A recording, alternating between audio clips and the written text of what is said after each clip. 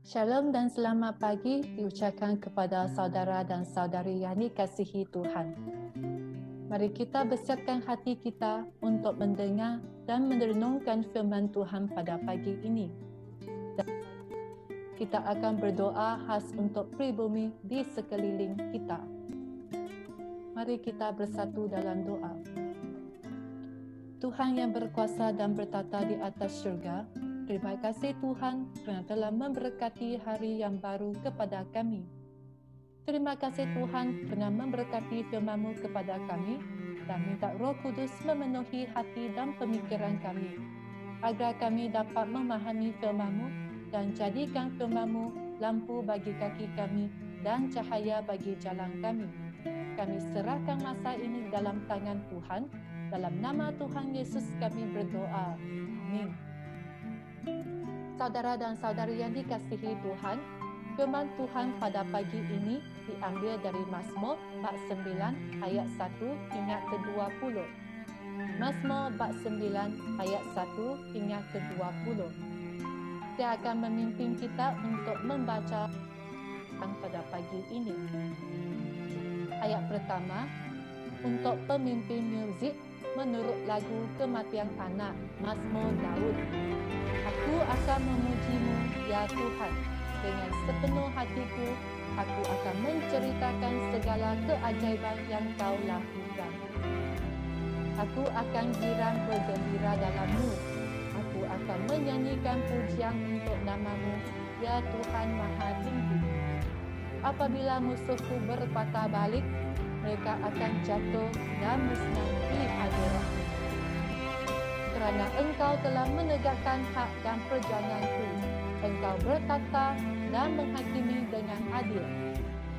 Engkau telah memurkai bangsa-bangsa yang tidak mengenal-Mu dan membinasakan orang zalim. Engkau telah menghapuskan nama mereka selama-lamanya. Musnah dalam kehancuran selama-lamanya. Engkau telah membinasakan kota-kota sehingga luput daripada kenangan. Namun Tuhan akan kekal selama-lamanya. Dia telah menyediakan takhta-Nya untuk penghakiman. Dia akan menghakimi dunia dengan adil. Dia akan menghakimi manusia dengan saksama. Tuhan tempat bernaung bagi orang yang ditindas, tempat perlindungan pada waktu kesusahan. Dan mereka yang mengenal nama-Mu akan percaya kepada-Mu, kerana Engkau, ya Tuhan, tidak mengabaikan sesiapa yang mencari-Mu. Nyanyikanlah pujian kepada Tuhan yang bertata di Zion. Istiharkanlah perbuatannya kepada semua bangsa. Dia mengingati mereka apabila Dia membalas kekejaman orang yang menumpahkan darah. Dia tidak melupakan mereka yang menderita. Kasihanilah aku, ya Tuhan. Timbangkanlah penderitaanku di tangan orang yang menganiayaku. Engkau yang mengangkatku daripada gerbang maut, supaya aku dapat memuji-Mu di gerbang Puteri Sion. Aku akan bergembira kerana Engkau menyelamatkanku. Bangsa-bangsa yang tidak mengenal-Mu telah jatuh ke dalam lubang yang digali mereka sendiri. Kaki mereka terjerumus di dalam cerak yang dipasang sendiri. Tuhan dikenali kerana keadilan-Nya. Orang zalim terjerak dalam perangkap buatan sendiri. Orang zalim akan musnah selama-lamanya. Begitu juga bangsa-bangsa yang melupakan Allah. Kerana orang sesat tidak akan terus dilupakan. Harapan orang miskin selama-lamanya. Bangkitlah, ya Tuhan. Jangan biarkan manusia berleluasa. Biarlah bangsa-bangsa dihakimi di hadirat-Mu. Timbulkanlah ketakutan dalam hati mereka, ya Tuhan, supaya bangsa-bangsa itu sedar diri mereka hanyalah manusia.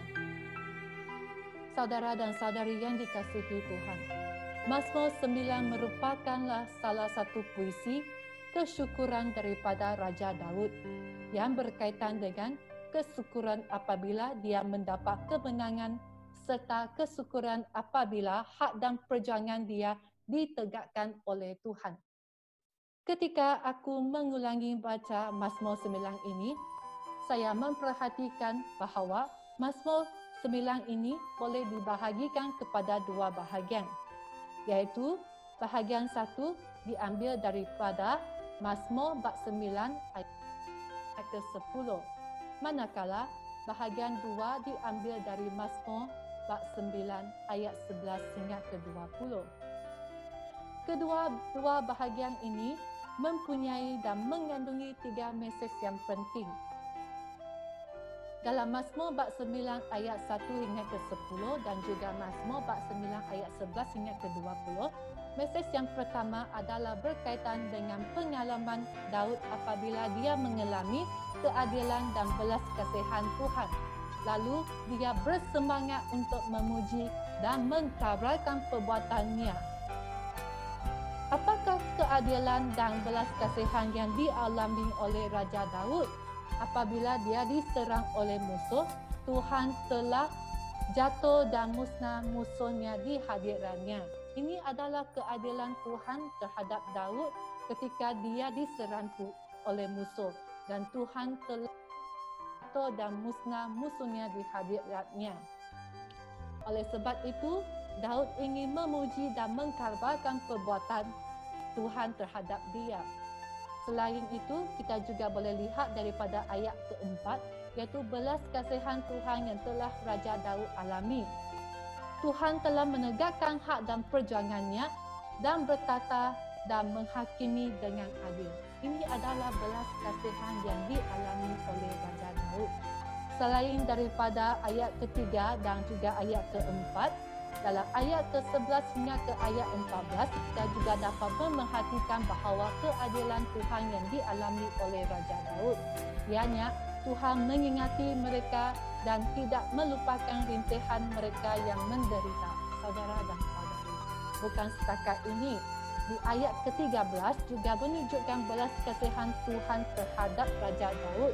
Dia mengangkat Raja gerbang maut dan melepaskan dia daripada tangan musuhnya. Oleh itu, saudara dan saudari, kita tahu bahawa kita dapat melihat dalam kedua bahagian ini, kita ketahui bahawa Raja Daud dia telah mengalami keadilan dan belas kasihan Tuhan. Lalu dia ingin dan bersemangat untuk memuji dan mengkabarkan keadilan Tuhan dan belas kasihan Tuhan kepada orang ramai, supaya dia mau menasihatikan mereka agar mereka dapat terus bersandar dengan Tuhan yang bertata, kerana dia tahu Tuhan adalah Tuhan yang berkeadilan, tetapi dia juga seorang Tuhan yang belas kasihan. Walaupun Tuhan dia berkeadilan, walaupun Tuhan dia ingin menghakimi orang yang tidak mengenalinya, tetapi dia juga Tuhan yang penuh dengan belas kasihan. Dan dalam ayat yang keempat, kita juga boleh lihat bahawa Tuhan akan menghakimi bangsa-bangsa yang tidak mengenalinya bagi menunjukkan keadilannya terhadap mereka. Ini adalah keadilan Tuhan, saudara dan saudari. Tuhan ingin menghakimi bangsa-bangsa yang tidak mengenalinya untuk menunjukkan keadilan Tuhan, untuk menunjukkan Dia adalah Tuhan yang bertata. Nah, saudara dan saudari, di sini apakah keadilan Tuhan yang kita dapat lihat daripada Mazmur 9 ini? Seperti dalam ayat kelima, kita mengetahui bahawa Tuhan akan memukai bangsa-bangsa yang tidak mengenal Tuhan, membinasanakan dan menghapuskan nama mereka. Nah, sini kita boleh lihat bahawa Tuhan, keadilan Tuhan, dia akan memurkai bangsa-bangsa yang tidak mengenal Tuhan. Dia akan membinasanakan dan menghapuskan nama. Selain itu, dia juga akan menghancurkan, membinasanakan kota-kota mereka selama-lamanya. Kita boleh lihat keadilan Tuhan, dia yang benar dan benar. Dia ingin akan menghakimi orang yang tidak mengenali dia. Selain itu, kita juga boleh lihat dalam ayat 15 hingga ke 17, apakah keadilan Tuhan yang telah ditunjukkan dalam Mazmur 9 ini.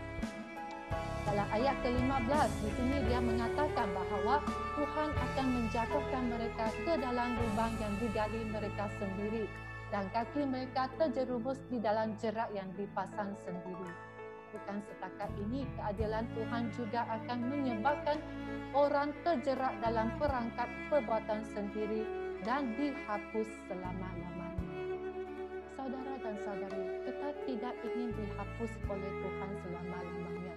Kerana kita tahu Tuhan adalah adilan. Kita tahu permintaan Tuhan, kita perlu mematuhi semua permintaan dan juga peraturan serta adat yang telah Tuhan dekatkan kepada kita. Oleh itu saudara dan saudari, dalam Mazmur 9 ini kita dapat kelihatan keadilan Tuhan terhadap orang yang tidak mengenalinya. Walaupun keadilan Tuhan adalah menghakimi orang yang tidak mengenalinya, tetapi dia juga adalah seorang Tuhan yang penuh dengan belas kasihan. Dia juga belas kasihan dengan orang yang bersandar kepadanya dan juga orang yang dalam kesusahan, supaya mereka dapat mengetahui Tuhan adalah Tuhan yang bertata dan penghakiman dia adalah benar dan kekal. Oleh itu, kita boleh tahu, kita boleh belajar dalam Mazmur 9 ayat ke-9 hingga ke-10. Dari sini kita dapat mengetahui kasihan Tuhan terhadap orang yang mengenali dia dan bersandar kepada dia. Seperti ditulis dalam ayat ke-9, Tuhan ianya tempat bernaung bagi orang yang ditindas, tempat perlindungan pada waktu kesusahan. Saudara dan saudari, Tuhan adalah tempat bernaung dan juga perlindungan. Ini adalah belas kasihan. Kita tahu bahawa Tuhan ianya tempat bernaung dan Tuhan adalah perlindungan kita pada waktu kita susah. Selain itu, belas kasihan Tuhan juga tidak mengabaikan sesiapa yang mencarinya, mengenal namanya dan percaya kepadanya. Bukan setakat ini sahaja, dalam Mazmur 9 ayat 18 hingga ke-20 juga menunjukkan bahawa belas kasihan terhadap orang yang mengenali dan bersandar kepadanya. Dan sini dia telah menyatakan bahawa dalam ayat ke-18, orang yang sesat tidak akan musnah, harapan orang miskin tidak akan musnah selama-lamanya. Tuhan menunjukkan belas kasihan dia terhadap orang yang sesat dan juga belas kasihan dia terhadap orang yang miskin, dan mereka tidak akan musnah selama-lamanya. Selain itu, kebelas kasihan Tuhan juga menimbulkan ketakutan dalam hati mereka, supaya semua bangsa sedar diri bahawa mereka hanyalah manusia dan Allah adalah Tuhan yang bertata dan berkuasa dekat dunia ini. Dan saudara dan saudari yang dikasihi, daripada Mazmur 9, kita tahu bahawa walaupun Raja Daud dia dalam keadaan kesusahan, dia diserang oleh musuh, tetapi dia juga tetap berterima kasih kepada Tuhan. Dan di kebelakangan ini, isu sensitif yang dalam sekeliling kita adalah penyakit wabak COVID-19 ini. Kita tahu bahawa di sekeliling kita telah dilanda oleh penyakit wabak COVID-19 ini. Dan kebanyakan daerah maupun di seluruh negara Malaysia juga telah dijangkiti. Dan kita boleh melihat bahawa orang yang dijangkiti oleh COVID-19 itu juga makin meningkat. Oleh itu, pada pandemik wabak COVID-19 ini, adakah kita boleh mencontohi Raja Daud? Kerana Raja Daud sudah menjadi contoh kepada kita. Walaupun dia dalam kesusahan, dia tetap berterima kasih kepada Tuhan. Dan pada masa sekarang, adakah kita dapat mencontohi Raja Daud? Kita tetap dapat berterima kasih kepada Tuhan walaupun kita dalam pandemik wabak COVID-19 ini. Walaupun kita perlu pakai mask bila kita pergi mana-mana. Kita tiada lagi ibadah fizikal untuk buat sementara ini. Adakah ini satu kesusahan dalam kehidupan kita? Dan saudara-saudari, walaupun kita dilanda dengan penyakit wabak COVID-19, kita juga tetap perlu berterima kasih kepada Tuhan. Nah, sekarang kita masuk kepada sesi renungan. Ini adalah perkara yang kita perlu merenung pada masa sekarang, pada masa dalam pandemik wabak COVID-19 ini. Apakah perkara yang perlu anda berterima kasih dan bersyukur kepada Tuhan semasa dalam pandemik wabak COVID-19 ini? Dan adakah anda melakukan perkara yang tidak menyenangkan hati Tuhan semasa dalam pandemik wabak ini? Kita perlu mengaku dosa kita. Kita perlu minta ampun daripada Tuhan. Kita perlu bertaubat supaya kita dapat melepaskan dari firman Tuhan yang adil dan kekal. Mari kita mengambil masa untuk merenungkan dua perkara ini. Kita berterima kasih kepada Tuhan dan kita mengaku dosa dan minta ampun daripada Tuhan.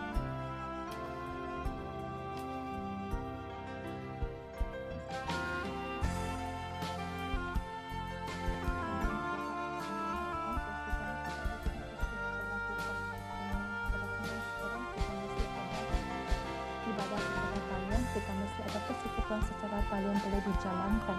Kita berterima kasih kepada Tuhan atas keberkatan-Mu. Kami juga berterima kasih kepada Tuhan atas kesyukuran dan keberkatan Kamu yang tidak pernah kekurangan dalam kehidupan kami. Sekarang kami ingin berdoa, kami ingin mengakukan dosa. Mungkin dalam pandemik wabak 19 ini kami kurang untuk menginjilkan, kami kurang untuk mengabarkan Injil Tuhan. Sekarang kami ingin minta ampun kepada Tuhan, kepada Tuhan. Ampunilah dosa kami, supaya kami malam ini kami boleh lihat kebanyakan orang telah dilanda oleh penyakit. Banyak lagi roh yang belum mengenali Tuhan. Kami berdoa supaya Tuhan memberkati kekuatan kepada kami untuk mengkabarkan Injil Yesus kepada orang lain, agar mereka juga ada berpeluang untuk mempercayai kepada Tuhan Yesus. Kami serahkan doa ini, kami menyerahkan doa ini dalam tangan Tuhan. Dalam nama Tuhan Yesus kami berdoa. Terima kasih Tuhan kerana firman Dia telah memenuhi dalam hati kami. Dan di pagi ini kita juga ada berpeluang untuk doa khas untuk pribumi di sekeliling kita. Mari kita berdoa untuk mereka. Yang pertama, terima kasih kepada Tuhan kerana semakin banyak gereja Cina melibatkan diri dalam pelayanan BN serta rumah panjang. Walaupun mereka menghadapi ada kesukaran dan kesuntukan dari segi perbezaan bahasa serta budaya. Tetapi kami juga perlu berdoa untuk meminta kekuatan daripada Tuhan. Kita berdoa agar Tuhan menurunkan kebijaksanaan kepada gereja supaya mereka mempunyai kebijaksanaan untuk mengembalakan jemaah pribumi dengan pelbagai kaedah apabila dalam pandemik wabak COVID-19 ini. Mari kita angkatkan suara untuk berdoa. Tuhan Bapa yang berkuasa, kami terima kasih kepada Tuhan kerana Tuhan telah memberikan peluang kepada gereja Cinta untuk melayani dalam pelayanan BN serta pelayanan rumah panjang. Kami berdoa agar Tuhan memberkatilah kebijaksanaan kepada setiap gembala dan juga pemimpin-pemimpin dalam gereja Cina supaya mereka mempunyai kebijaksanaan untuk memimpin dalam pelayanan BN agar pelayanan BN ini dapat dijalankan serta dapat Injil kepada pribumi yang belum mengenali Tuhan Yesus. Kami juga berterima kasih kepada Tuhan. Kami berdoa supaya Tuhan memberkatilah kebijaksanaan walaupun pada sekarang kami dilanda oleh penyakit wabak COVID-19. Tuhan memberkatilah kebijaksanaan kepada kami supaya kami boleh menggunakan pelbagai kaedah untuk mengkabarkan, untuk menginjilkan Yesus kepada pribumi di sekeliling kita. Kami berdoa dalam nama Tuhan Yesus, kami berdoa. Amin. Kedua, kita juga berdoa untuk penyelamatan bagi saudara dan saudari pribumi yang sudah mempercayai kepada Yesus dan menerima Yesus agar mereka tetap dapat bersandar dan mendampingi kepada Tuhan apabila dalam pandemik wabak ini. Kita juga berdoa untuk penyelamatan bagi saudara dan saudari pribumi yang belum menerima Yesus sebagai juru selamat mereka, supaya mereka dapat berpeluang untuk mendengar firman Tuhan pelbagai kaedah secara talian apabila dalam pandemik wabak COVID-19 ini. Mari kita berdoa. Tuhan Bapa yang berkuasa, kami terima kasih kerana sekarang kami mempunyai pelbagai kaedah. Kami bercuba sedaya upaya untuk pelbagai kaedah untuk menginjilkan firman Tuhan. Kami berterima kasih kepada Tuhan kerana kami dapat melihat kebanyakan masih ada ramai lagi orang pribumi ataupun saudara-saudari pribumi sedang mempercayai kepada Tuhan. Dan apakah yang penyelamatan mereka kami beri, kami berterima kasih kepada Tuhan. Sehingga bagi mereka yang sudah percaya kepada Tuhan Yesus, kami berdoa agar Tuhan kuatkan iman mereka, Tuhan, agar mereka dapat bersandar dengan Tuhan dengan selama-lamanya. Agar mereka dalam wabak COVID ini, mereka juga dapat tetap mempercayai, tetap bersandar kepada Tuhan. Kami juga berdoa bagi saudara dan saudari pribumi yang belum mempercayai Yesus, agar mereka ada berpeluang melalui link-link ataupun Facebook ataupun pelbagai kaedah untuk mendengar firman-Mu dengan secara talian. Kami berdoa Roh Kudus bekerja dalam hati mereka supaya lepas mereka dengar firman Tuhan, mereka disentuh dan mereka dapat menerima Yesus sebagai Juru Selamat. Kami serahkan doa ini dalam nama Tuhan Yesus kami berdoa. Amin. Ketiga, kita juga berdoa untuk iman bagi saudara dan saudari pribumi, supaya mereka mempunyai kekuatan dalam iman mereka dan lebih merindui dengan kebenaran Injil dan firman Tuhan, agar mereka mempunyai keberanian untuk mengkabarkan Injil Yesus kepada saudara mara dan juga orang di sekeliling mereka. Mari kita berdoa. Allah Bapa yang berkuasa, kami terima kasih kerana kami tahu bahawa Injil-Mu, firman-Mu adalah kuasa, adalah kekuatan dalam kehidupan harian kami. Kami juga berdoa saudari pribumi yang telah percaya kepada Yesus, kami berdoa agar Tuhan memperkuatkan iman mereka supaya dalam kehidupan harian mereka dapat bersandar kepada Tuhan Yesus dan lebih haus merindui firman-Mu dan mendampingi kepada Tuhan. Kami berdoa agar mereka dalam wabak, dalam kesusahan mereka tetap dapat bersandar kepada Tuhan. Dan kami juga berdoa supaya Tuhan memberkati kekuatan kepada mereka agar mereka ada keberanian untuk mengkabarkan Injil kepada saudara dan saudari ataupun saudara mara mereka di sekeliling mereka, supaya Injil Tuhan dapat disebarkan dan beramai-ramai orang dapat mempercayai kepada Tuhan Yesus. Bukan setakat keluarga mereka yang dapat diselamatkan, tetapi semua saudara mara mereka juga dapat diselamatkan oleh Injil Tuhan Yesus. Kami berdoa untuk saudara-saudari pribumi agar Tuhan memberkati kekuatan juga kuatkan iman mereka dalam kehidupan harian mereka. Kami serahkan doa ini dalam tangan Tuhan Yesus. Kami berdoa dalam nama Yesus. Amin. Keempat, kita juga berdoa untuk keluarga bagi saudara dan saudari pribumi agar mereka juga dapat menitik beratkan dalam pendidikan keluarga serta mewariskan agama Kristian di keluarga mereka. Berdoa untuk pekerjaan mereka dan juga pelajaran anak-anak mereka. Minta Tuhan memberkati kesihatan kepada mereka dan melindungi perjalanan dalam perjalanan seharian mereka. Mari kita angkatkan suara untuk berdoa. Tuhan, kami juga berdoa untuk saudara dan saudari pribumi di dalam sekitar, di sekeliling kami, maupun di seluruh Malaysia, di seluruh negara. Kami berdoa agar mereka, keluarga mereka, supaya mereka dapat menitik beratkan pendidikan agama Kristian dalam keluarga mereka, pendidikan keluarga dengan anak mereka dan juga mewarisikan agama Kristian dalam keluarga mereka. Kerana kami tahu bahawa firman-Mu adalah kekuatan dalam kehidupan dan juga keluarga. Kami juga berdoa agar mereka dalam pekerjaan mereka dan juga pelajaran dalam anak-anak mereka. Kami berdoa agar Tuhan memberkatilah kesihatan kepada mereka dan juga memberkatilah pekerjaan mereka, supaya di mana mereka menjalan, di mana dalam perjalanan mereka, Tuhan memberkati keselamatan dalam perjalanan harian mereka. Dalam sekali dalam keluarga mereka juga, mereka dapat menjadi saksian kepada orang ramai dan juga anak-anak mereka serta sekeluarga boleh jadi saksi Yesus kepada orang ramai. Dan memberkatilah keluarga mereka dalam kesemua kehidupan harian mereka. Dalam nama Tuhan Yesus kami berdoa. Yang kelima, kita juga berdoa untuk kehidupan kerohanian bagi saudara dan saudari pribumi. Mohon Tuhan memberkati kepada mereka agar mereka dapat mengikut pengajaran Yesus serta lebih rindu dengan firman Tuhan. Berdoa, merenung dan jadi saksi Yesus dalam kehidupan harian mereka. Kita juga berdoa agar mereka dapat melibatkan diri dalam pelayanan di dalam gereja serta menjadi pemimpin yang menyenangkan hati Tuhan. Mari kita angkatkan suara, kita berdoa. Tuhan Bapa yang berkuasa dan bertata di atas syurga, kami terima kasih Tuhan kerana telah menunjukkan firman-Mu pagi ini. Kami tahu bahawa Tuhan adalah Tuhan yang penuh dengan keadilan dan juga Tuhan yang penuh dengan belas kasihan. Biarlah firman Tuhan memenuhi dalam hati dan pemikiran kami dan juga dalam hati dan pemikiran saudara dan saudari pribumi. Kami juga berdoa kehidupan kerohanian bagi saudara dan saudari pribumi agar mereka dapat tetap kuatkan iman mereka dalam kehidupan harian mereka. Mereka dapat bersandar kepada Tuhan dan lebih lagi merindui dengan firman Tuhan.